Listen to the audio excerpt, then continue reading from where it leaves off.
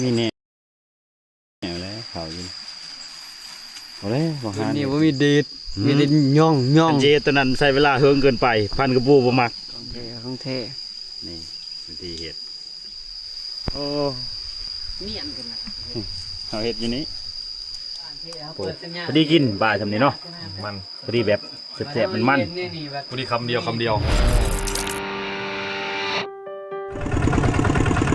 สบายดีตอนเช้าทุกคนสิเขาปลาคือเก่ามันนี่กัน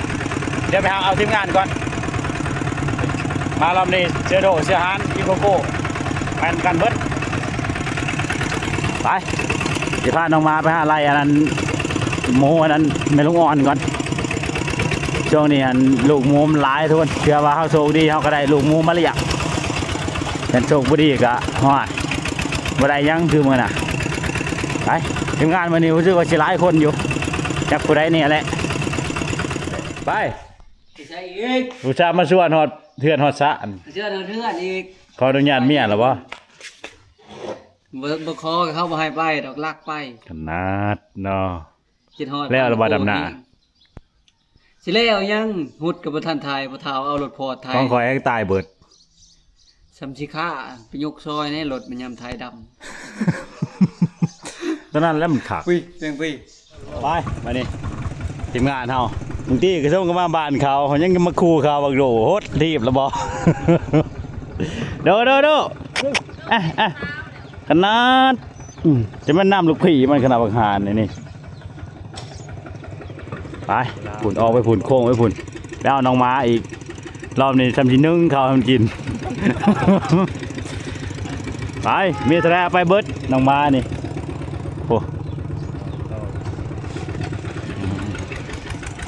โอ้ผ่านประดุกติดภารกิจเราตอนช่วงนี้คิดว่าญาติเสียโอ้ไปนั่งไม่ได้ต้องบอกเพื่อนรอบหน้าผ่านประดุกโอ้ตัวพันโลพันยิงมาห่าวไหวซ้ำนี่ปฏิโทแต่รับ200 โลไปเร็ว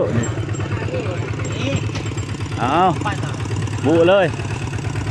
หานอยู่ดีนะตัวเดียวแหละมันประคบกันคือขนองบ่ได้เนาะพยายามกินเข่าพยายามกินจะภาพเอามาทานละหอดผู้เลยเนาะพิษเนาะเฮ็ดโคตรเลยตั้งไม่ได้ซุกเลยเอาเดี๋ยวรถพิษเอ้ยพอตั้งเลยนี่หน่อยเย็บมาได้มันเลิกอยู่นี่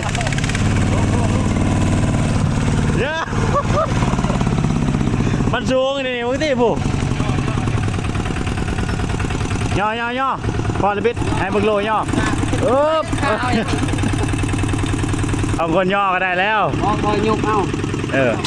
มันย่างแต่ครั้งหนึ่งแหละนี่มันย่างแต่ครั้งนี้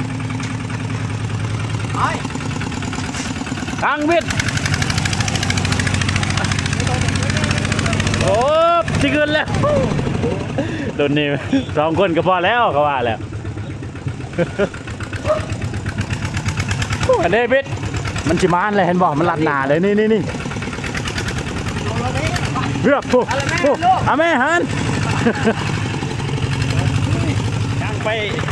เอาทีมงานอีกกี่บุญจักคนแหละมาพูดแล้วก็ถ่ายสบายนะบ้านต้องศูนย์เพิ่นนี่ต่อแล้วจัดไปติดต่อมาได้แล้วเพิ่นจักเพิ่นอยู่ไสโทรหาสุภทิศปลาไปจัดไปนี่มันตัวเนาะโอ้ถ่ายไปยอดทางนี้เลยครับยอดนี่แหละนี่เราเป็นโน่นนะคนเขาดีแค่ไปรถอ้ายได้ทำเฮ็ดขนาดโอ้ยเดี๋ยวเปลี่ยนจะเปิดจะได้หัวหน้าเผาฮะโตกันยิ่งไปป่ะมันเล่นล่องหัวหน้าเผาบักละอีไล่เนี่ยล่องหัวหน้าเผาโอ้ขึ้นรถแล้วเนาะมาเดี๋ยวอีไล่เนี่ยขึ้นรถเลยล่องหัวหน้าเผาตอนนี้หัวหน้าเผา แต่ว่าเขาบ่ให้เอาไปแล้วมันเว้นหุงตาลเว้นหุงเลยเด้เขาบ่ให้ไปตัวนี้แต่ว่านี่แหละหัวหน้าเผ่าเอ้าหมอนี่แล้วจะขึ้นมาแทน สวัสดีโอ้ เพื่อจะได้ไปเนาะ สวัสดีเต็มรถอันเนี้ยไอ้ ทีมงาน โอ้ อันนี้แล้วเนาะ โอ้ เอาตัวท็อปเนี่ยขึ้น เดอะท็อป ท็อปก่อนนี่ เอา ออกไปน้ำควันแล้วนะ เด็ดนี่มีแต่ตัวท็อป คือการทำงาน เอาไปพวกนี้อยากชมวิวเด็ด ยังอีกด้านบนก็ห่างไปดิ งานเอา3 คนลงไปทางบนเอาน้องมาเอาสาระเดินเอาก็จะไปทางนี้นะทางกลางดิงานน้องมามันปิดกันเลยแยกกันไปบอกกันอยู่บนหมดแล้ว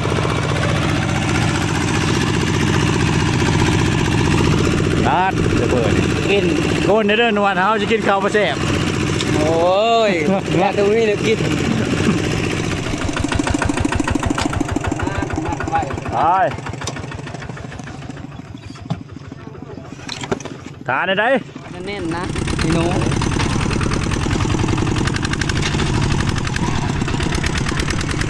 เบาอายเบา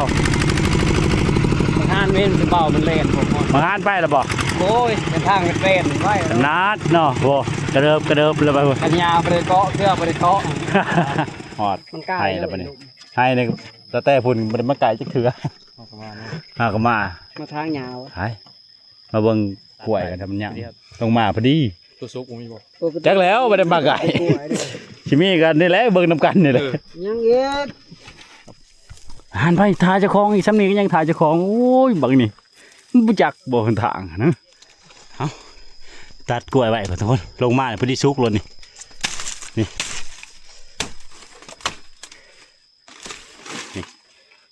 ตัดไว้บรรยากาศมันนี่ครึมๆคือพ้นสิตกแต่ว่าเมื่อเช้านี่ตกเลยแต่เช้ากำเมื่อคืนนี่แต่นี่ก็สิครึมๆอีกไปพอดีบักเวอร์นั้นเลาะดีครึมๆแนวนี้นั่งทานั้นทีมงานเท่านั้นยังเพิ่นมาอยู่ว่าทีมงานเขายางหลัดเพิ่นนี่3 คนเอามาก่อนจะได้ละหารไปรอบนี้เย็ดให้ลูกพี่คิดหวังได้เว้ย มาเราได้ ทนนี่โตนี่บ่ไหวแต่นำมันนั้น FC ยั่วให้ตัดหันตัดนี่เอาไปเอามาโตนี่สิบ่เหลือหยังเลยได้ จอมือรอบนี้หูออกได้รอบ เจ้าแล้วบัดนี้พอชำนี้แหละ บ่เอาหูมันอีกคนเกมเรา คันตัดมันนี่มีแต่ตัดพี่เลยแหละนี่ ตัดเคาะเอาแล้วแหละ หน้า นอหัน พาคะปลาชาม นัดบักหานไปชูเร็วไปหัวหน้าลองหัวหน้าเผาเร็วไปเร็ว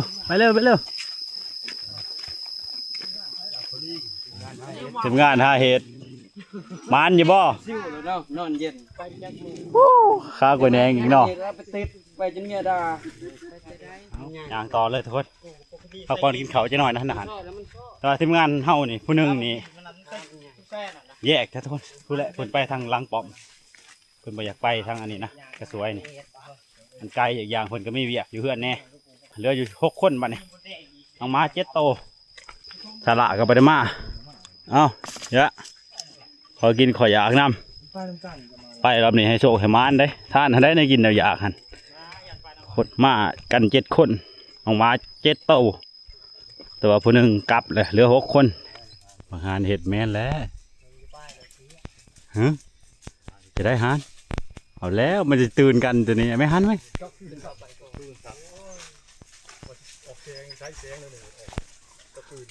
นี่แหละในต้นตัวนี้แหละ ยังไงก้น แหละ นับขวดตัวน่ะ เห็นยัง แหละแหละ เอาดีนะฮะ หันไปก็มากับไปมาก็เงยตัวต้นตัวนี้ แม่นก้นมัน อืม มีก้น บุกล้าเข้าใกล้ ไปลองหัวหน้าเผาลองหัวหน้าเผาในย่านเบิกหาน ก่อนแล้ว เห็นบังกูโอ้โหมือจากจันทร์ห้องสนั่นเทพไปแล้วแม่บางห้างดอกเวียนไปเวียนมาอยู่นี่บ่เดี๋ยวอาบน้ำก่อนอาบเย็นๆก่อนทั้งบาทอาบทั้งสูงทั้งเสียเลยออกนะฮะ ทั้งทงทั้งเสีย ออกนะฮะเด้อไปตามกล้องเด้อก ล้องเตะก็ยังเมื่อคืนนี่นะเยอะ ถือก็งมหาบ่ได้เห็นเลยสิมาเฮ็ดนี่นะใช่แล้วผ่านกระปูคือบ่เห็นเว้ย อาบน้ำแล้วก็ย่างต่อเลยทุกคนอย่ามันค่ำนะโอ้ตะเวนกับประมาณ3 โมงปลายแล้วหอดฝนกับประมาณ4 โมงไปแหละไปจะบืนขึ้นไว้พูดตัวนี้อ๋อนี่ทำงานเอาหนามเอาไหนจะขึ้นหัวผู้ได้บาทนี่นี่เก็บ ทำไมเนาะ อ๋อทางนี้แมบทางพี่กินรวมกันเลย จับจุ่มจับ เพิ่งโดเตรียมเบิ่งชำรีเพิ่งไปได้จีกองแล้วจีโดด จอบเลย ใส่น้ำเย็นๆจับเบิด เอาเฮ็ดบันไดลงบันไดวันนี้ต้นโอ๊ตเอาตีนลงกับพ่อใช่ไหมลองหัวหนักไฟตีโอ้เบิ่งแต่จะคลอง เดี๋ยว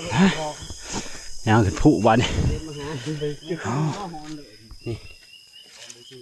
หอมหอดหัวผู้เลยทำงานเฮาอีหลักอีเรือเลยผู้แช่น้ำก็มีอยากคืดช่วงนี้ นี่เวอร์มาเนาะ บักเวอร์เลยดูดหนอนนี่มันเย็นเด้โอ้ทางมันลงมานะฮะโอ้ยมันเลยดูดนี่ไม่ได้เฮิง อย่าบ่เอาเนาะ หอดอันนั้นทำกระสวยแหละแต่คือเฮาสิพากินนี่แหละมื้อนี้เพราะว่ามันมีทำนะยานพ้นตกกับพอได้สนพอได้อยู่นี่โอ้ไปไหมเอาเลยชุบอยู่หำเอาไหมโอ้เอาเลยมาไปเร็วชุบปุ๊บปุ๊บเย็บชุบโอ้ยออกคืนตัวไหนกันนี่ตัวจะเกาเนี่ยตัวหน่อยนี่ ชาวไปฉันดิ โอ้เอา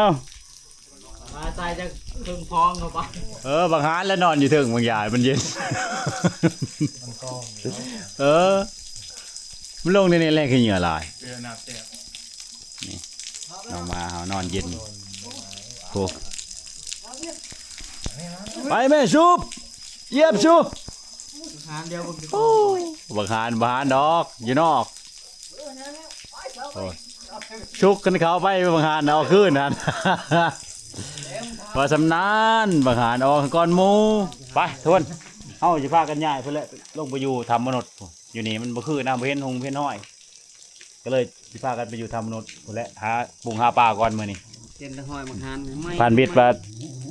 ย่านแต่จะจำเจวหากินปูกินปลาก่อนไป โอ้ได้หมวกถี่ไปโลด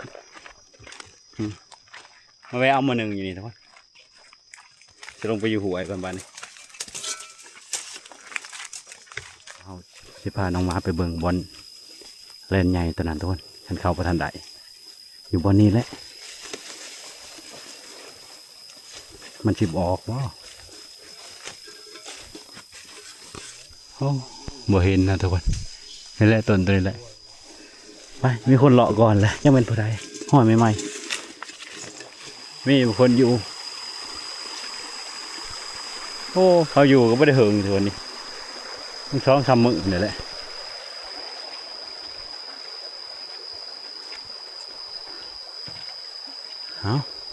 เอาก็อยู่นี่ทุกคนพอมันมีทำนะนี่พอได้ใส่ด่างพอได้ใส่หม้องเอาผักอย่างนี้แหละมานี่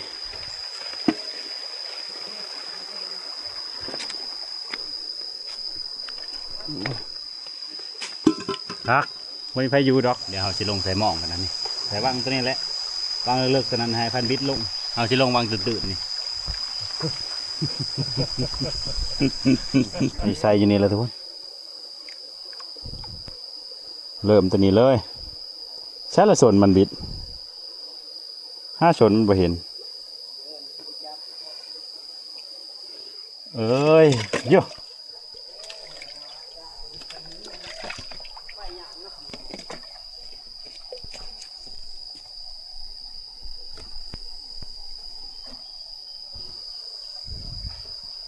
ยากแนวใด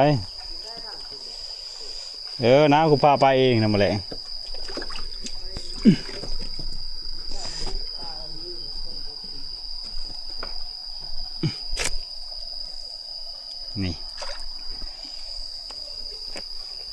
เตรียมเอาแล้วนะบีด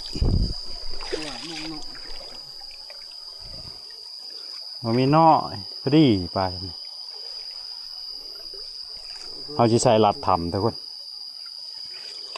ป้าในนี้จะทำ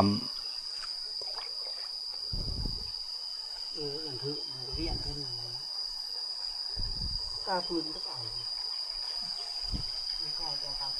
เงามาบ่เว้ย อะโกลงรอบนี้มันมีสบู่บิดด้วย อยู่กันนั่งพักแล้วมีสบู่กูว่าชื่อเอานี่สบู่กัน กูบ่ได้ถือกันกับการแก้ว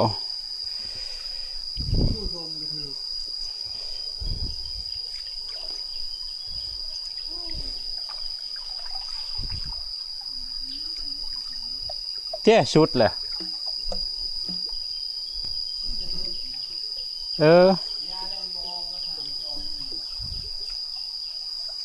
ชุดแล้วว่าแล้วลองย่างมือก้อนแล้วก็ตัด มันไม่ได้ยาวเห็นอยู่บ่ละป่าคือบ่มีป่าพะโต โอ้ลมเทศนี่จับเอาหลุดเลยตรงกลาง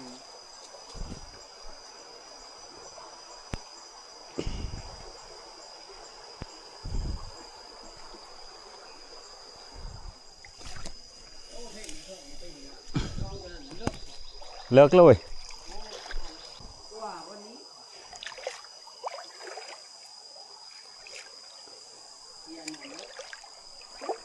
เลิกอะไรแต่นี่ก็ยังเลิกพวก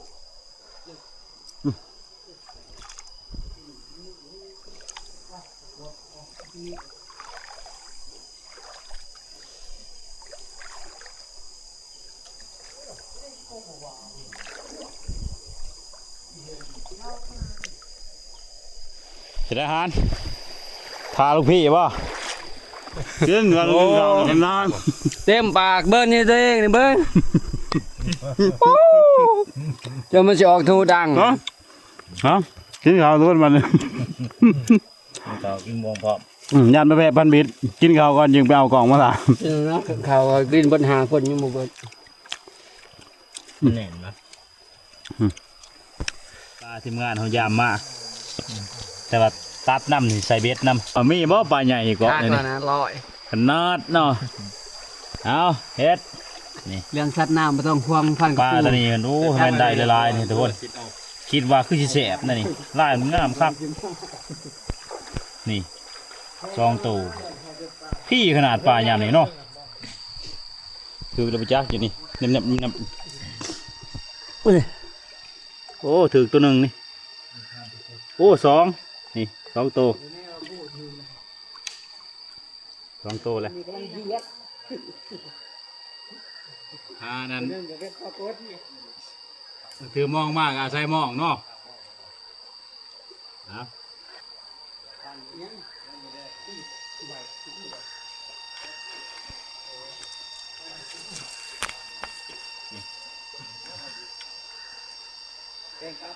ทีมงานครับพอจะจอปลาในมองนี่แหละ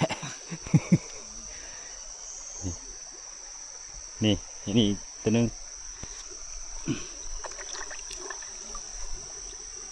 นี่ดินี่ตัวนึงบนอยู่ฝุ่นตัวนึง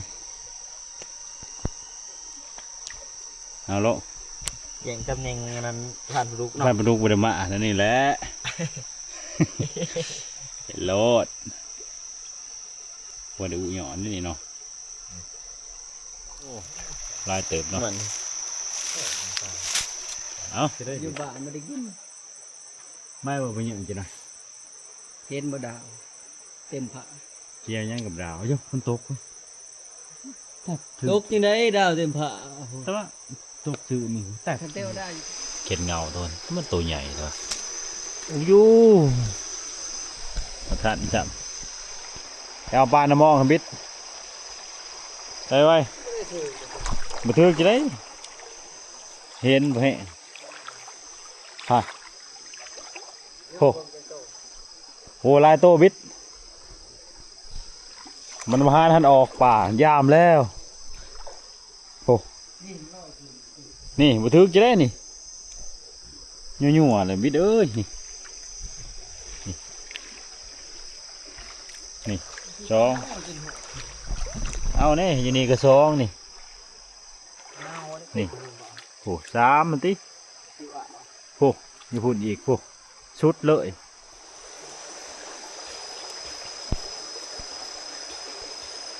โอ้ยมาทำสั่งเฮายาเมายานี่ย่างอยู่นี่นะอยู่นี่ทันยามเอาอยู่เอาเนี่ยน้ำมักเนาะเต็มหัวอันเนี้ยกันสิกินโอ้ข่าวเด้อมาเลยก็เจ็ดเต้าอันนั้นนี่รายเฮ็ดบ่นอนกันทุกคนเลยเสียงฟ้าห้องสนั่นตุ้มตอกบุกคอยจะพากันไปหาการจะได้แล้วทางเบิ้งปลาไหลโอ้ปลาไหลง่ายบ่ง่ายเนาะกะสมควรเติมหมดแล้วนี่เป็นได้ก็เสียบเป็นไงคักตายเลยบ่มันจะอยู่บ่นอนเฮาทุกคนเห็ดแล้วเลยได้เห็นว่าเรื่องเห็ดบ้านนอนนี่ต้องห่วงร้อยนี่เนาะพักผ่อนให้ว่านั่นกับที่สามจังสีออกหาไต่ตานะพ้นสิตกทีแรกว่าชิพากันออกไต่ตาเลยแล้วช่วงนี้เดือนแจกนะทุกคนไปกับไปคักไปได้ไปกับอีเห็นมันก็ออกอยู่แล้วเดือนแจกเลยพวกบางพวกนี้แต่ก็ว่าเรื่องคักกับบ่เป็นไรนะทุกคนแต่คันจะบอกไปแล้วคันเขาไปดีกว่าเขาอยู่ละดีกับมันเมื่อแน่เลยทุกคนอีเห็นช่วงนี้มันกินหมากหวาเคียวนะหมากหวาเคียวก็ทุกไปเลยมากินข้าวกันใช่แล้วบ่ผู้มาเด้อพาห้องมาได้ให้เฮ็ดบนนอนอยู่นอกเนาะเห็ดโลดเอาทุกคนมากินข้าวน้ำกันบัดนี้กันก็เฮ็ดแล้วนะเฮานี่ปรับโลดยังมาถือบอลแล้วเนาะถือโลดนี่อาหารแรงเฮาบ้านขาวเด้อบ่ผู้แค่แม่นว่าบ่ถือมองมาในห้วยเนาะโอ้ยบาเชียมาให้พันประดุกโดยเฉพาะพระเจ้าจะมาเฮ็ดตากคนแล้วมีพยางโบเนาะขนาดใช้มีพยางแล้วบ่งอเนาะมีพยางยังหาอยู่เนี่ยนะระวังเขียวได้บางหน่อยลงไปลงมาไหนกินแกะบ่อุ๊ยเอ็นจะถึงไปเกมมาสันน้ำมีกันกับสันน้ำนึงกินข้าวแล้วกะหูอูเนาะบาดนี้ทำวิธีอยู่วะตีสามบ่โอ้ยตีสามเดี๋ยวก็ยันแจ้งยิ่งเบิ่งชมนี่โอ้ทีมงานอยู่ผมชุดห้างเพิงวะมีแต่ห้างเพิงมานี่พร้อมแล้วทำตัวนี้นอนได้ประมาณ10 ปลายมันเป็นแบบทำยาวไปเลยทุกคนแต่ว่าคันเฮาสินอนนี่เฮาต้องเฮ็ดบ่อนนอนนะคือจังเฮานี่เป็นบ่อนผูจังสินอนได้มันเป็นคือจังซี่ทุกคนมันก็สิชุ่มนะแถวหลุมแถวหยังมันก็เป็นพื้นมันบ่เรียบนะแต่ก็นอนได้คือกันนี่คือจังซี่พี่เราไปนอนได้นะแต่เฮามีอู่เฮาก็เลยเฮ็ดบ่อนผูนี่คือจังซี่เฮาเฮ็ดดีแล้วมันนั่งกันอาหารเลย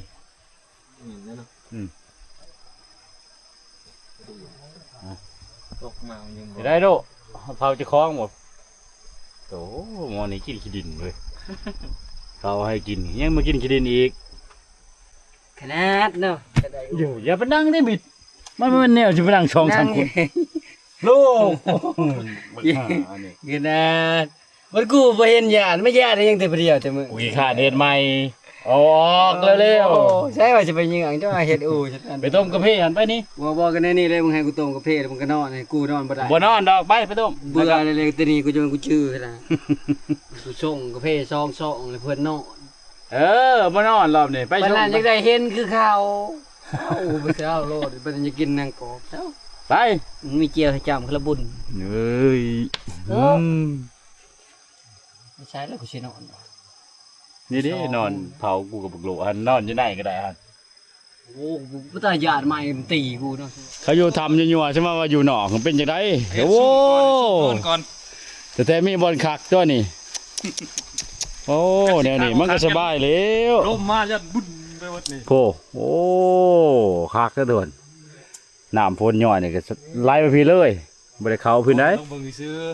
โอ้ เบิ่งลองเบิ่งเผื่อได้ผลนะ คักเท่น เคยเห็นใน YouTube โอ้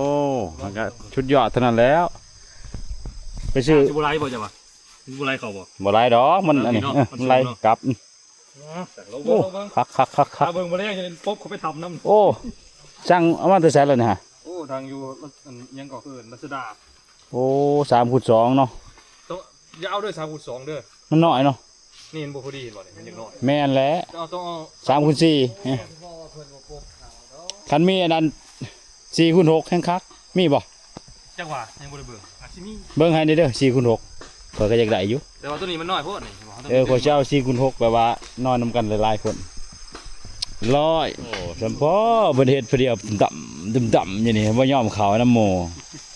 เอา โอ้จะได้ปกเขาด้วยกันอยู่จั คันละลมแห้งๆนี่เขาอยากกินฮอดทำอยู่ นั่นแหละก็จะตัวนั้นแล้วที่โหเบิด ไป ต้นไม้ เอา ต้นไม้ใหญ่เนาะ ไปเบิ่งดบิดหมองหั่นจอบแต่ป้าในหมองนี่แหละเอ็นเบดคืนต้มแล้วบ่กะพี่ฮะ ต้มยังอีกต่างหมุกไฟมันมีโฮมพ่อ มีพรมอีกเฮ็ดกันอันนี้ฮะ เสียดนี่มันบ่ตัวโต ปานนั้นว่าตี3เนี่ยก็ยันบะ โอ้ 8 โมงเช้าโลดคันอันนี้ฮะ ยไป ตี3ตี2ตี2พอดีตี3มันก็เรียบแจ้งแหละคำตี2 อย่าไปเชื่อพันกระโปงทุกคนมันเฮ็ดมันได้เจ๊งท่าตา ต้นวันนี้เฮาก็สิพักผ่อนก่อนมื้อเช้าจะว่ากันนะว่าได้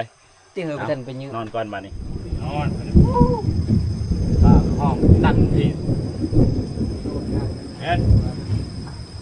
เวลายามเดือน10เนี่ยเอาแล้วบ่ได้ว่าท่านเอาคนตอนลงเนี่ยพาเอาไปเอาลงแล้วคุณเอียงแล้วนอน มาเป็นต้มนะ บ่ได้วนน้ำตอนน้ำดีเป็นน้ำขี้ต้ม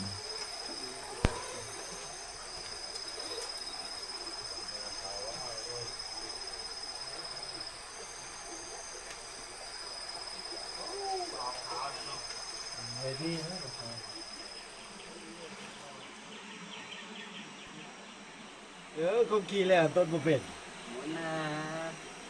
มึงว่านี่เลยกูจะเกลี่ยกูอีชาม เนี่ยที่ต้มน้ำนะ ต้มแล้วนี่เป็นลูกกินไปแล้ว เอาสบายดีตอนเช้าอีกทีหนึงทุกคนเดี๋ยวมาเบิ่งมองเฮาก็น้ำมาไปแล้วนี่ฝนตกเมื่อคืนนี้ถ้าบ่แห้งบ่ก็บ่แห้งแต่ว่าน้ำจังมาแต่ใส่นะใช่แม่นตกอยู่เถิง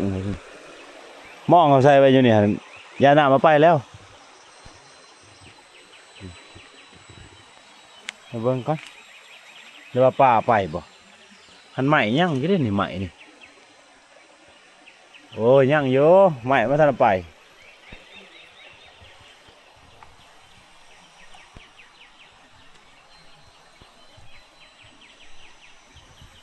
เด้อสิเหยาะเบิ่ง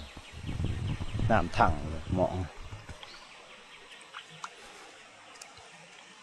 ใช่เด็กโอ้น้ำถังจะหน่อยจังสิลองยามคักๆอย่าเมินนะเพราะว่ามันถึกฝนเนี่ยมันเมินเด้ปีนยังอาหารฮึเวียนแตะกับลูกผีนั่นแหละจะได้เด้ว่าผู้นี่เนาะนอนสบายแล้วเนาะโอ้โอ้ไม่เปียกเนาะคักเปียกอยี่บ่ บ่มันเปียกแล้วอันนี้มันคุ้มเด้ โอ้มันจุโตแล้วมันชมเนาะ แม่นแต่ว่าต้องได้สั่งใหม่คือเก่าผมว่าต้องเอาตัวดี โอ้ ๆถามว่ามันคุ้มกับเป้เลยเป้เปียกหล่นเพราะว่า แม่นแหละ กับอีหยามันน้อยเลยนี่ มันน้อยที่จริงก็ช้ำนี่แหละ 3.4พอดี อืม ผู้เดียว 3.4เนาะ โอเคนะนอนกันสบาย คักแล้วเฮามีพุงกินกาแฟทุกคนเดี๋ยวสิออกหาลัดนะเฮาสิพาพานวิทย์ขึ้นโน่นตัวนี้นะไปหา เลาะแถวเทิงพวกเอามา ยังอีก จอกก็จอกกูยังเอาของกูอีก กูก็ยืมแน่เห็นว่าโมผลิตจอกเป็นก็ได้ ขึ้นหน้ามันแจ้งล้อโคมฮะ เอ้านี่เต็มอันนี้ โอ้คนแล้ววะนี่ กิแล้ว คนแล้วบ่ แล้วก็ทำที่ลุงเหยาฮะ มันคอนก้นบ่จัก เด้ก้อนก้นพูดนี่ถวยพวกอันสิกินของหมูติอันตินี่ติกิน แสบเด้อกาแฟมันชง มาติกิน แม่ไปเอาหมองตามถือลายขนาดที่เหยื่อมันเป็นป้าได้หลายที่เหยื่อเดินบักตี3วันนั้นวันที่3นี่แหละ แล้วตื่นมาตีสองมาขี่ซอก เอาไปเอาหมองไปย่ามหมอง เอ้ยบิดลง วิทย์ลงย่ามหมองพอได้กินตอนเช้านี่แหละครับสิพากันคืนไปถึงบ่าไม้เฮาวันนี้บ่ได้หาบักขี้กากดอกหาบักเวอร์ไปนำกันเบิดพาน้องมาไปหาลายบักเวอร์ ยุงทีบนี่นี่ เฮ็ดดีๆเดวิดออกเลยที่มองสันๆเนี่ยยังเชียวคืนมาถึงโอ้ขาวมาทีทุกคนว่ามาถือก็มันถืออยู่ฮะโอ้นัด2-3 โตเราบ่ได้ลายดอกอืม จับเบิ่งเพ่งกิน เอาสินี่ ใกล้เนี่ย พี่ว่ามันกระถือกเยอะนี่ขาวประเทศ เป็นยามาตัวนั้นนะ มันจะได้ละบิดหนึ่งมันยุ่มมันยะ ซอแล้วดิ 70เพื่อได้นี่ มันมองกู 70ได้อ้าย 70ก็กินตัวนึงมันก็คุ้มค่าแล้ว มันสิคมมายังบ่ทันได้พอ2 โต โอ้ ย อย่ามาโทษคนกู้อย่าโทษคนตกครับ เจอมึงสิเฮ็ดดีๆจริงมันขึ้นไปเถิงมึงสิมาจังไดบัดนี้มึงสิไปเกาะใส่จังได กูสิปลดสิได้มือเดียว นัดวางเพอันนั้นมันตินั่นน่ะนี่อ๋อนั่นติใหม่น่ะ มีค่ามือ ค่าอีกแล้ว มีปลดนี่ ยิกในหัวมันตัวใหญ่ฮะย้ำหลุดเอาเด้อฮะเอ้ยเดี๋ยวถ้าละเมื่อยเฮ็ดละลับละล่อคือมีผลงานเนาะ จับมือลง มื้อนี้บ่ไปทางใดหนึ่งเต็มประหลัด ผิดกันมันมือแล้ เอ ว้ ย บักฮันบักบ่เป็นตาอีหยังฮะเมื่อคืนนี้ใช่บ่เห็นลูกผีแล้วนอนคนละจุงคนละเจแต่เก่าเนี่ยเผาเลยไม่เต้ผู้นั้นเผาลูกเผาลูกผีมันไปเผาลุงเหยาได้เมื่อคืนนี้เนาะ มันคักทมามโกรธเป็น อันนั้นบักฮันช่บาทว่ะ เอ้า มาจากทางคืนอีกพูนไปพูน ยังอีกยังมาอีก เออไปย่างนี่มันชิมื่น โช นี่ ว์กูมันบ่มื่นแท้ๆมื่น เอ้ยมึงเก่งอย่าเฮ็ดนั่นเบ็ดเปียกเบิดเลยโอ้ยบางทีมันยังหมื่นเลยไปยามมันอันดังอยู่เทึงอีกโอ้เสียหานเสียโดดนำทางจะได้บิดถืออยู่ตัวนี้โอ้ลายแต้มเติมอยู่ได้นี่พี่ พอได้เก็บ พอได้แก้นี่คันถือมานะ พอได้แก่เนาะ แต่ว่าตัวนี้โอ้ปลาขี้เหี้ยปลาขี้เหี้ย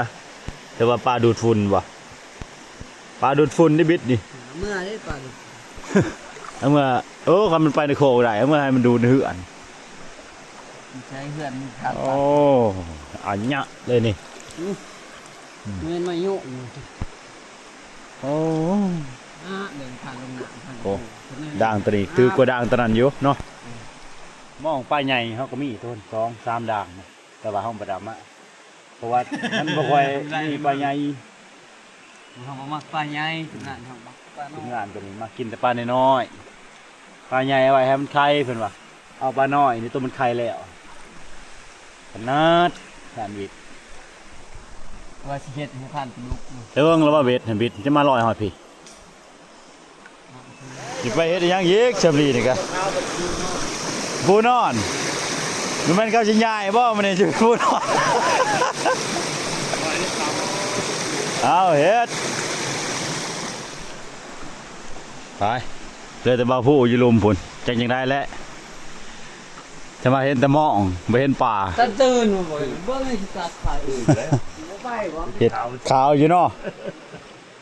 อ้าวมันเนี่ยใส่หมองเลยแหละคนหา6 คนใส่หมอง กูพาลงหัวมองห้อย จะได้ ละเอียด โอ้ มาโค้งเด้ โอ้ย ปลา นี่ไอ้ตัวเด็ดของพ่อมยงเนาะ อยู่ เด็ดบอกตัวเด็ด โอ้ ตาม งูอองน้ งูยังเกาะ ำงูอองน้ำตัวนี้โอ้ว่าแล้วหมองตัวนี้หันพอดีกินป่านี่เนาะ ไปดิ มึงว่าบักวิทย์ยังน้อยโพด มึงชงกูยัง กูทำนี่ได้ครับ เนาะ ไปกิน พอดีงามตัวนี้ รถไปดำก็มีมัน โอ้หลายๆเติบนะมองซองด่างนี่ทีมงานเขายังปีงป่านะบ่ผู้ปีงป่าแล้วก็เขากับท่านหนึ่งทนลงมาเขาขึ้นนี่เขาจะไปจอบเบิ่งแล่นอยู่นี่ก่อนบอลเขายิงมันบ่ถือปีกายนี่แล้วบอลต้นบางฮานไล่ขึ้นนั่นแหละทุกคนบอลเขาเห็นนะไปจอบเบิ่งก่อนอยู่ใกล้ๆนี่ไปจอบเสือหานไปก่อนทุกคน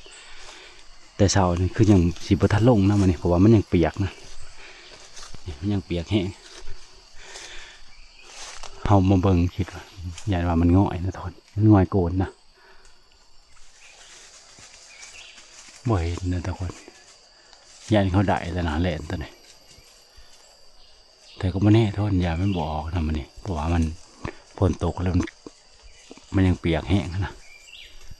ทุกคนสมาชิกเขาปุ๊บมือนี่แดดคักเลยโดนเอาฟังเบิ่งมือนี่นะแต่ว่าสละไปได้มา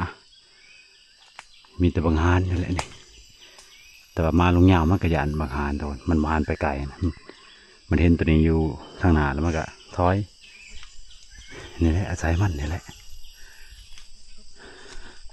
เราบางยายันว่ามันยังเจ็บหางรอบนี้คือชิคาเดียวแต่ไปบ่ใกล้บางฮานไปไกลๆเพราะว่าขึ้นมาเบิ่งเล่นสิทุกไม่ได้ใส่สูงขยะมานะคือเบิ่งเล่นอยู่ฮะอยู่ตรงนี้มาดิยังหรอฮะมีแนวแล้วเขาอยู่เล่นใหญ่จ้ะ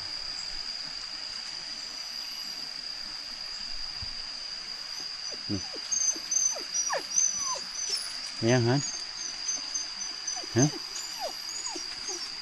ยังเหรอโอ้ยบางฮานเห็ดอยู่นี่เล่นแล้วอยู่ใกล้ๆบ่อนนะเน็ตเลยโล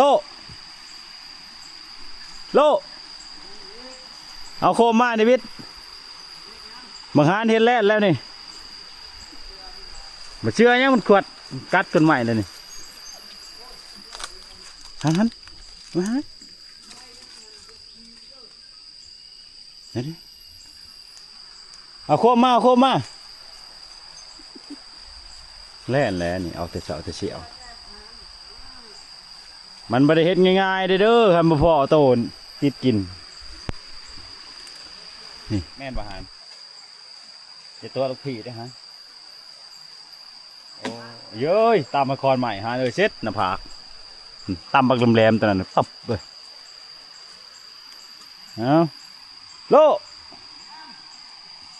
เอาโคมมาไว้โยงเห็ดขากันนี่เพื่อมันเข่านี่ตัวเพื่อเละนะนี่มันกัดอันนี้คือตัวนี้คือจะเป็นมันดอกเสาแล้วนี่กินดอกนี้มันติดกินมาในนี้นะลงมานี้ติดกินมานี้อันนี้ถอยขึ้นกลับมานี้มาดมนี่เลยขวดน้อยหนึ่งเลยก็ลงเลยผู้พอบอลอยู่นี่นะมันเห็นหมูลงมันก็ลงที่อยู่ใช่ล่ะฮะแม่นบ่อยู่นี่เอาดีๆแม่นบ่โอ้แม่นแล้วโดนแล้วเอามาแล้วแม่โคมไม่เย็นละลับละลอนหันอีก เพ่งมาเนี่ยขาดนี่ มาไว้ มาโชว์กูจนหัวปียังบ่ลงอ่ะกูย่างกันเกินยังไงกูไป มาเลยล่าไว้บักโดเห็ดเว้นมันนี่ก็บักฮานนี่แล่นใหญ่มันออกบางอย่างมันท่านออกจุดถ่ำฉ่ำมันกัดทางใหม่แล้วมันขวดนี่ เล่นควดหรือมามึง บักฮานมันขวดมันดมกินแล้วมันขวด มึงเชื่อใจมันเลยนะน้าหานจะได้จักเปอร์เซ็นต์เบิ่งอีโกโก้มามันยังดมมันออกกำลังออกวงยานี่ รู้ไปพุ่น เอาคมมา กูเข่ามาองยา ตอนเช้าหันได้ ขึ้นไปขี่ ขึ้นไปขี่อยู่นี่ที่พ่อก็ว่าเมนชื่ออันถีมึงไม่ได้เป็นตา มึงก็ดังดี เอามาโคมฮะ กูจะเหงื่อเอง กูชิยังเองเอามาหานี่นี่ดิ เวลาพุ่นหูจนมันทะลุอุทธพุ่น กูจะเห็นแห้งไว้เฮ้ย อยากจนพ่อ จนพ่อนะยังจะมาอยู่ในป่าหกมึงว่า มัน บ่ สิ คิ ห ด กอีหยังเนี่ยนี่ มาบ่แม่นจนพ่อดอกแล่นเชื่อกูนี่กูเช็ดแห้งไว้มาแต่พุ่นเอาโลดมันอยู่ไกลบ่อนเด้มันออกมันนี่ฮะ เห็นขึ้นมาดู ว่าแต่เฮ็ดมันออกโลดมันนี่เชื่อกูนี่ มันจะถือปากมันไงโอ๊ตแล้วนะ โอ้ยโบมันทะลุหัวหลุมโบ ข้างหลัง เอาทวนเดี๋ยวจะให้ท่านวิทย์ไปเอามีดก่อนเดี๋ยวเขาจะเฮ็ดบ่วงปลานะยันว่าเขามาแต่ไปหาเลาะไปหาหลัดเดี๋ยวมันถือให้ก็มีได้นี่มันออกแน่นอนมันนี่ฮะมาหาเฮ็ดเวียจะได้โกะวันนี้ทำเขาวนี้ตัวแต่ว่ามันจะเป็นทะลุพุ่นอยู่หลุมโบบ่อนพันเบ็ดเหยื่องมันบอกแล้วทั้งนั้นฮะนี่เขาทั้งนั้นออกทั้งนั้นบากิกากนี่นี่แหละหรือเปล่า คือมาตอกหลัก กูเฮ็ดเองตอนนั้นมึงเฮ็ดอันนี้เชื่อว่าสุขัก มันมาถือ เด็ดแล้วนะกูเฮ็ดแบบว่าเฮาบ่ได้เฮ็ดขั้นแหวโทนเฮาสิตอกลักแล้วก็เฮ็ดบ่วงหั่นนะถ้าเบิ่งมาแล้วเวลาสิถ่ายให้เบิ่งว่ามันเป็นจังได อธิบาย อธิบายไปก็เฮ็ดจะได้เบิ่งมันเฮ็ดถูกบ่ มันมาถือ บ่แพ้มันอีก มันมาถือแล้ว เบิ่งกูสิเบิ่ง แมนแล้วมึงยามันถือเลย กำบ่ว่างก็คือมันหลุดคันมันบ่ถึงหยังก็มันหลุดไปเลย กูก็เบิ่งก่อน อันนี้มันไม่ได้รุดไปเลย มันกำมือวางหักมันยังขาอยู่ อันนั้นแหละกูก็ลองหูดเบิ่งอยู่ดิ กูก็เว้าสับสน ตั้งกวนแล้วก็เบิ่งสูตรมันก่อน ตัวนี้เขาบอกออกได้ให้มันเป็นปกติให้เห็นแล้วเขาก็เอาไว้ที่เก่าให้มันมาทรงไซส์เลยนะ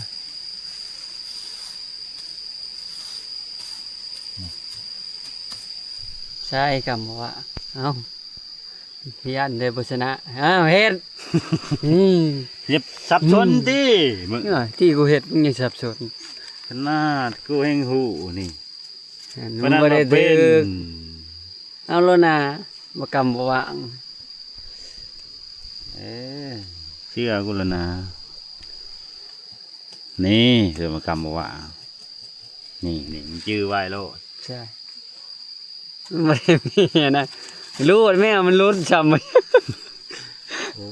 ขนาดมันบ่แม่นเช้า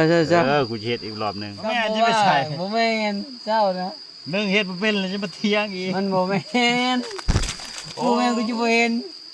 กูมาเอาในเสื้อขาวตัวนั้นมันก็บ่แม่นแบบนี้ แบบนี้แหละ มันก่อไปเลย มึงจื้อมองเลอะเลือดครับ บ่นะ มาพี่จะมาเถียงกันจะนั้นมันบ่ออกจับนี่แหละคือมากรรมบอกว่า อยากชนะเขามันบ่ได้แม่น แม่นผู้ชาย โอ้โหความอยากชนะนี่มันบ่แม่นก็สิใส่เลยตัวเองบ่ถือ เชื่อแล้วนะบิ๊ก บ่กำบ่ว่าง ระบบตัวนี้แปลว่า ระบบขี้ขลาดนั่นที บ่ได้เพียดบ่ได้หยังเลยสิแท่งไปให้มันคล้องเอวโลดเนาะ โอ้ยเว้าได้นี่แล้วตัวจะได้กิน รุ่นนี้บ่มีเดทมีแต่ย่อง อันเจตัวนั้นใช้เวลาเฮิงเกินไปพันกระปูบ่มัก มันน่ะย่องเนาะรุ่นนี้ ตัวได้ยากๆกับพันกระปูบ่มักกว่านะแม่นแต่ว่า ก็ลงในนั้นสิเฮ็ดหยังมันเนี่ยขุดเอาเลยง่ายๆขุดหัวโตจำเอาบ่สูตรตัวนี้รวดเร็วทันใจ สูตรแบบคนมักง่ายนี่แหละเขาเฮ็ด แล้วถือคือกันในบีด จริงยังมัดตัวนี้แห่งยากกูเฮ็ดตัวนั้นนี่เบิ่ง กูเฮ็ดระบบ2ต่อเด้ จักแม่นจักบ่เชื่อใจบังหานอีก เชื่อแล้วนะ อย่าไปเฮ็ดใหญ่ปานนั้นมันสิถึกเอวมัน โอ้ เพ้อๆนี่ เชื่อ กายเลยนะเพ่ง มันเป็นไก่เนี่ย วิตปากฮีกูนี่เลยเอามาใส่นี่ บ่พอเอาบ่เล่นตอนนั้น บ่ บ่ลงเนาะจักว่ามันมาอยู่ในนี้ไปจังเนาะมันเปลี่ยน มัน มุก ง่ายมันนี่แหละนี่ ใช่ นี่ ใช่ใช่ นี่เบิ่งนี่ของแท้ กองเทของเท นี่วิธีเฮ็ด ลองเอามือปอนมันสิหยุด ว้าวบอลมันก็ลัดนี่เอาติดรองให้เบิ่งกลึบมันลูบไปเลย สมาพูด เอาสบู่แล้วมาลูบ น่าจังว่ามันต่ำออกเลยสำนั้นมันบ่ได้นั่นเละมันแห้ง แหลนจะว่าระดับ150แรงม้า สำนี้คันว่ามัดบ่ได้ลูดความแห้งของมัน นั่นได้แล้วกูใส่มังยาลง อย่าสิว่าเอาเรื่องของต้องเคยแต่ใดกูบ่จักนะมึงดอกมันเฮ็ดตัวนี้ให้มันเละตัวสิได้กิน จะมัดชนิดอีก ใช่คือบ่เพียดเบื้องนั้น เอามันบ่ทะเลมันก็ถ่วงไปหมด กูผิดอีกขอโทษซะตกลงอีกที่มันยังสูงและนี่ยังสิปอนหัวขึ้นมาถึง มันทะเลมันก็ถ่วงเลย ทุกคนเอ้ยของเพิ่นเฮ็ดสิมือปานกระโปขนาดประเภทเฮ็ดแถวหอกแถวหูกลัวมันบักหาน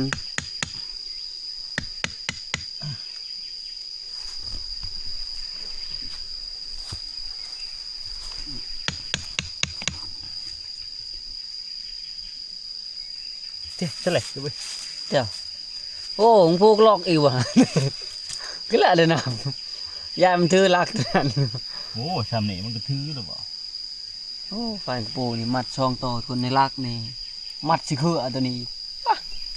เล่นแท่นี้กูว่าระดับได้เพ่งชำนาญแล้วโอเคเลยมีแต่ ครับแล้วมา ตั ชิ ดไม้ใช่เลย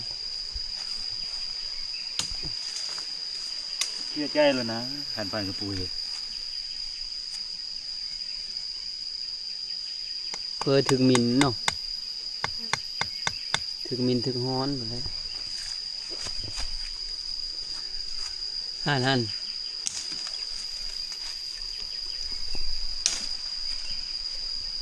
นาดเนาะ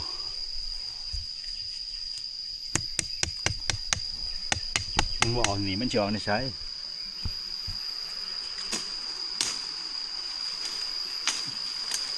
มาโลมันมาไก่แล้วเนาะ มันจะเป็นตามันว่าใกล้มันไม่ได้หู้ไว้ในนี้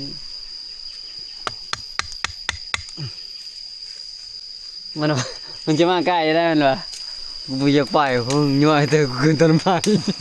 ขอมันเน็ตในดินโอ้ไปรถจนผมจงใจกูขึ้นมันเฟื่อน มันยา ย่านเปื่อนอีก เล่อะไรสันคืออะไร เห็ดไม่ได้ยาก ปวดหัวออกมาในโปโล แม่นเพันธุ์เห็ดเนี่ย มันสิช้ำได้นี่เพื่อตัวนี้สิไปขาดผ่านกระปูเห็ดนี่ร้อย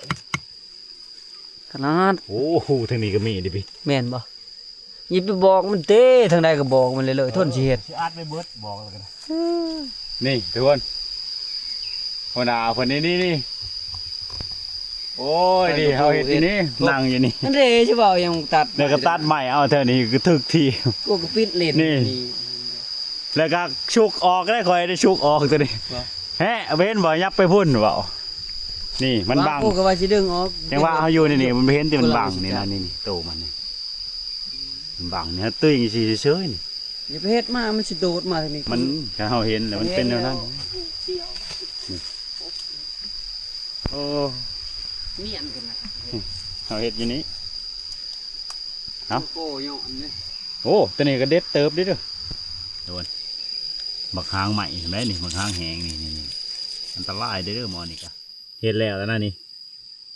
เชือกนะครับผูกใส่ตัวนี้น้ำเด้เพราะว่าตัวนี้มันเป็นลักเข้าซื่อๆนะนี่ครับซักไว้ยันมันถอนนะตัวมันถือแล่นใหญ่มันถอนอยู่แล้วเราก็เลยผูกใส่ตัวนี้น้ำเอาเขาลุดตัวนั้นกับเลือดตัวนี้แต่ว่ามันถือได้ยันแต่มันบ่ถือเลยเอาไปเอาดังไฟยังเด้มีเผายังเด้ฮะ เฮ็ดเอิ้นอากอยู่เนาะ ฮะ อยู่ประมาณแล้วอ่ะ โอ้ย โอ้ดังไฟทาง เอาเห็นยังโลนึ่งข้าวโอ้บ่ห่อนี่กับอันนั้นแล้วเนาะ ดียังยังบ่เป็นรอยบ่ เอาของเขาเด้ เอาก็อย่าเป็นรักเป็นยัง โอ้ยกินฮอดอันนั้นไฟปลาดุกเด้อเนาะ มันใจ ปลา บ่ ปลาดุกยินไป มันใหญ่จะได้มันเฮ้อกินไปดมในทางขวดโหลดจะได้ เสียใจของงานอีกเลย เด้มาหาเห็นนี่ในห้องหลัง โอ้ยห้องหลังที่มียัง เป็นเท่าใด ออกแต่เสาอันออกแล้วไม่หันนะโก้ย โอ้ โตนี่ เขาได้หันเขาได้ชนะเลยมึง กันนัด เฮ็ดแต่เสามูลยังหายอยู่ แต่ว่าประธานเห็นโตนี่ โอ้ จะ ย มาเฮ็ดให้มูหายแล้ว ยังไงจะคล้องเห็นใจจะคล้องกระจอบจะเจอแล้วก็ยังยายมาได้เฮ็ดนี่แหละ จะได้อาหารกินฮอดบ้านบ่เลยจะได้ฮะโอ้โตนี่ เคี้ยวนะมันชัวร์ นัดจะได้ว่าผู้โอ้เนาะ ชุกแล้ว 1 หีบ 2 หีบ 3 หีบ 4 หีบ 5 หีบ 6 หีบโอ้7 หีบพอดีเนาะแค่นบ่เมื่อพอดี7 คนอันนี้ แม่ เหลือหีบหนึ่งเอ้า ทีมหนึ่งกับนี่นี่ มาเนาะ ปลาผมปิ้งทีมหนึ่งบุปลามันก็รีบออกไปเลยกันลุ้น อาหารมานี่ บ้านคันอยู่บ้านที่เขาเปิดสัญญาณ พอดีกินปลาทำนี้เนาะ มัน พอดีแบบแซ่บๆมัน นี่แบบ พอดีคำเดียวคำเดียว โอ้ไล่ในกระเพราเลยเนาะไล่ เอาเลยถ้าเทียบสวบ เอ้าปลาเฮานี่สุกแล้วเหลือแต่หม้อเขาวบ่ทันสุกเมื่อเช้านี่พากันลงมาเขาบ้านวิทย์เนี่ยโลดบักตี3นี่โลดกันตี3ตัวนี้มีแต่8 โมงเช้า ครัวนี่บางครัวแต่เช้านี่กิน หรือว่า 2 โมงเช้า ครัวสวยลายมันอย่างนี้ เอามาทุกคนมากินข้าวนำกันมาเนี่ยอาหารเช้ามาเนี่ยโอ้สุดยอดอยู่นี่ เอาตัวนี้ มา จำดีเป็นผู้ใส่บาบูเป็นผู้อันนี้ย่ามแล้วมาปิ้งโอ้คัก เป็นผู้กิน ๆจนเท่านี้ผู้บดละเอียด กินไว้ได้กินไว้ได้ก็พอ บ่กินไว้จังได้บางหานมันทากระดูกเปล่าไปกินสามันก็ยืนเกิดแล้วเปล่า มาพูดได้ก็ดึงมึงได้ซ้ำ เนาะ โอ้ เอาหายฉันสิกินพวกขนาดกันแนวนี้จะหน่อยไล่ก้นเนาะ กินบิดกินมาทันได้ผ่านได้กินเผียแล้วเนาะนี่ใบเผียผ่าน เดี๋ยวท่าน ไม่ยังเหรอ ใบเผียผ่านนั่นเนี่ยน้ำโบจากอีกลองเบิ่ง ลอง เอา ทำมาลองมาหูนะเอาแต่เพียมันพอเลย นี่ใส่กับ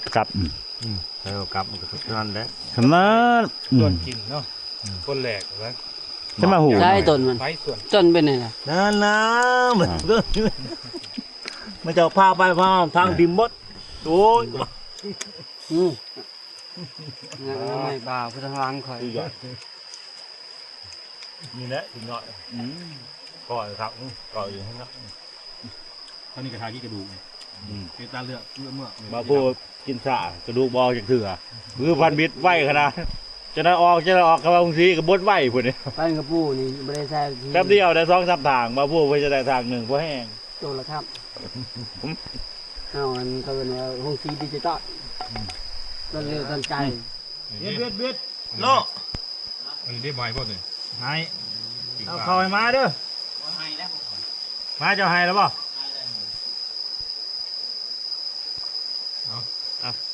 กินปลา กิน ปีนแซมมาหน่อยบ่ ไม้น้ำล่างโยน เรื่องมานี้ ปวดดอกปวดละหาเลย ล่างด้วยไข่เลย เอาดู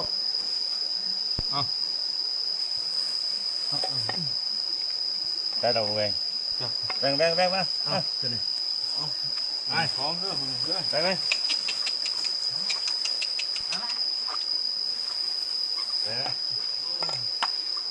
คิวไป กินบ่ปลานี่มึงเรือได้นี่คนกิน บางฮานทางล่างโอ้ยบางฮานมันกืนคำเดียวได้มันใหญ่ทำไรกัน บางหาน เดี๋ยวเห็นเนาะ มันแล่นมันไม่ได้เป็นจังชันอีกแล้ว เดี๋ยวนำมาท่านเบิดแล้ว อ้าวกินหนึ่งทีไรได้กด เอาลงมากินข้าวได้เลยต้องหาได้หาระวังโลด เพิ่นได้ทีนึงเขา ให้แต่เสื้อหาผู้เดียวบ่เป็นเลยนี่ฮะเอาลงมาดู ม่วนแต่บอลเฮาอยู่เนี่ยเนาะทำโบ้คักโอ้เอาโทนมานี่กินข้าวแรกอะคลิปนี้ก็บ่มีหยังหลายนะแล้วก็จบไว้เท่านี้แหละจะได้กาขอบคุณใจหลายๆที่ติดตามรับชมเอาถ้าติดตามกันคลิปต่อไปทุกคนว่าเฮาสิมานี่หยังคนเฮาสิพาน้องมาขึ้นไปหาเลาะครัวนั่นบักเวอร์นะทุกคนพาน้องมาไปหาไรบักเวอร์นะไปนำกันเบิด